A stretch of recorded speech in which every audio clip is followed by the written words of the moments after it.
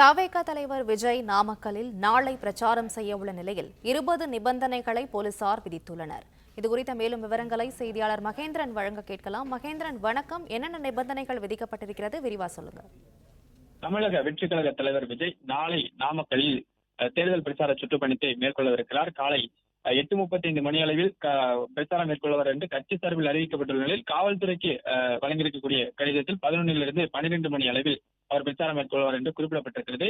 காவல்துறையினர் விஜய் பிரச்சாரம் மேற்கொள்வதற்கு 20 நிபந்தனைகளை விதித்திருக்கின்றனர்.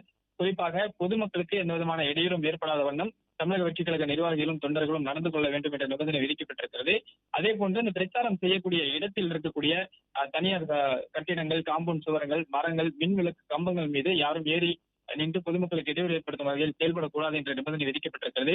அதே போன்று ஒவ்வொரு முறை விஜய் சுற்றுப்பயணம் மேற்கொள்ளும் போதும் அவரது வாகனத்தை ஆயிரக்கணக்கில் அந்த இருசக்கர வாகனங்களிலும் கார்களிலும் பலர் அவரது பிரச்சார வாகனத்தை பின்தொடர்ந்து வருவது மிகப்பெரிய சர்ச்சையாக விமர்சனத்தை எழுந்திருக்கிறது. இந்நிலையில் அதற்கும் காவல்துறையினர் கட்டுப்பாடுகளை விதித்திருக்கின்றனர். விஜயின் வாகனத்திற்கு முன்பும் பின்பும் 5 வாகனங்களில் மட்டுமே வர வேண்டும். வேறு யாரும் அவரது வாகனத்தை இருசக்கர வாகனங்களிலோ அல்லது கார்களிலோ பின்தொடர்ந்து வரக்கூடாது என்ற நிபந்தனையை காவல்துறையினர் விதித்திருக்கின்றனர்.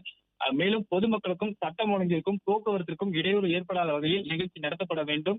நீதிமன்றத்தின் உத்தரவை பின்பற்றி இந்த நிகழ்ச்சி நடத்தப்பட வேண்டும் என மொத்தமாக 20 நிபந்தனைகளை காவல்துறையினர் தமிழக வெற்றிக் கழக தலைவர் விஜய் உரையாற்றுவதற்கு விதிக்கப்பட்டிருக்கிறது.